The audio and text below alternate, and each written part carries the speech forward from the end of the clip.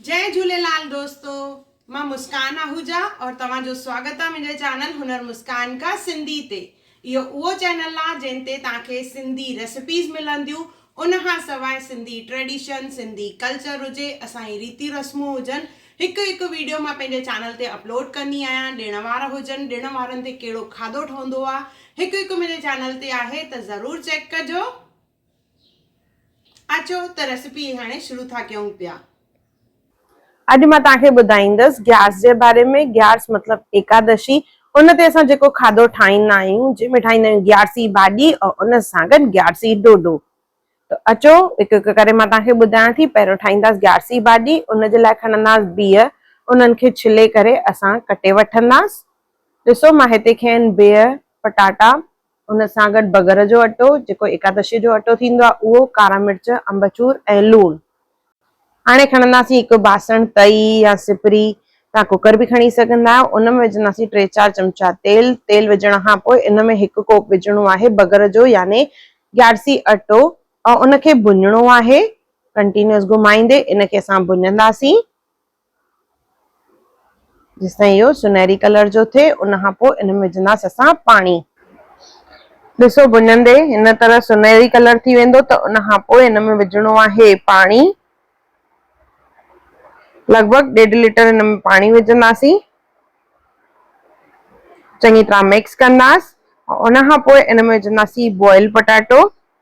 2 पटाटा बॉइल कयल खया आहिनि मां हिते। तव्हां चाहियो त हिते कचे पटाटे जो बि इस्तेमाल करे सघंदा आहियो। बॉइल कयल बिह, कारा मिर्च विझंदासीं। ग्यारसी भाॼी कारनि मिर्चनि में ठहंदी आहे। ऐं गॾु विझंदासीं असां लूणु। चङी तरह मिक्स करे इनखे बॉइल कंदासीं। जीअं हिकु टहिको अची वेंदो, मतिलबु हिकु बॉइल अची वेंदो, त असां इनखे ढके करे सिजाईंदासीं लॻभॻि 10 खां 12 मिंट। ॾिसो हे चङी तरह हाणे बॉइल थी वियो आहे। लॻभॻि 10-12 मिंट थी विया आहिनि। लॻभॻि असांजी भाॼी तयार थी वई आहे। सिर्फ़ु हिकु शइ हिन में रहिजी वई आहे, उहा आहे खटास।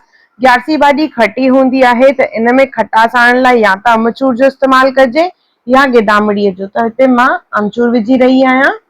अमचूर पाउडर विझी करे उनखे चङी तरह मिक्स कंदासीं।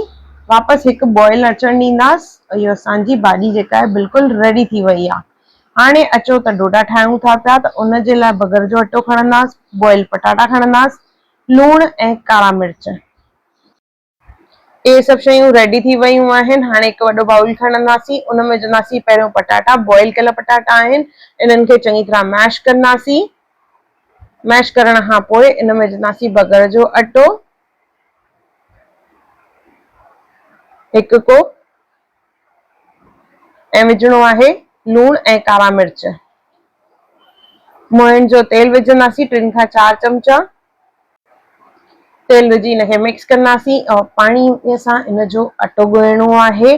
अटो जेको आहे घणो सख़्तु न हुअणु खपे, जीअं असां डोडे जो अटो ठाहींदा आहियूं तीअं। मूंखे लॻभॻि हिते अधु गिलास पाणी लॻो। हाणे इन जी हिकु चाणी खणंदासीं और डोडो असांखे पचाइणो आहे। चाहियो त हथ ते पचायो या पन्नीअ जो इस्तेमालु करे डोडो पचाइणो आहे। सभिनी खां पहिरियों तए ते विझंदासीं थोरो सो तेल, और जेका चाणी असां हथ ते खई आहे पहिरियों इनखे हथ ते थोरो तपींदासीं, नंढो सर्कल ठहे यानी गोल। उन खां पोइ इनखे तए ते विझी असां वधीक प्रेस करे इनखे असां सन्हो कंदासीं। सो इन तरह हथ ते एतिरो थी वियो। बाक़ी हाणे इनखे असां तए ते फ्लैट कंदासीं।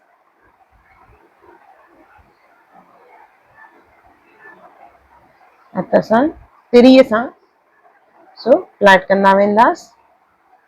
हिकु करो ऐं सन्हो थिए। छाकाणि घणो अगरि थुल्हो हूंदो आहे न डोडो, त अंदरि कचो कचो अटो लॻंदो आहे, खाइण में मज़ो न ईंदो आहे। फुल्के खां थोरो थुल्हो, जीअं असां कोकी ठाहींदा आहियूं तीअं। ॿिन्ही पासे पचाइणो आहे तेल विझी करे। इन में जेको असां बॉइल पटाटो विधो आहे, उनजे करे जेको डोडो ठहंदो आहे टेस्टी त ॾाढो ठहंदो आहे पटाटे जे इस्तेमाल जे करे, पर गॾोगॾु इहो नरम बि हूंदो आहे अंदरि, और खाइण में ॾाढो टेस्टी लॻंदो आहे। ॿिन्ही पासे तेल विझी इनखे पचाईंदासीं असां। ॾिसो इहो असांजो डोडो लॻभॻि तयार थी वियो आहे। इनखे गर्मा गर्म भाॼीअ सां असां सर्व कंदासीं। ग्यारसी भाॼी ऐं डोडो। ग्यार्स जी कथा कीअं कजे, उन सां गॾु ॿियूं जेके बि असां रेसिपीज़ ठाहींदा आहियूं ग्यार्स ॾींहुं स्पेशली टिकी चाप किणग, इन्हनि सभिनी जा बि वीडियोस मां पहिरियों ई अपलोड करे चुकी आहियां, त मुंहिंजे चैनल ते ज़रूर चेक कजो और कमेंट बॉक्स में मां उन्हनि जी लिंक ॾिनी आहे, उहा बि ज़रूर चेक कजो।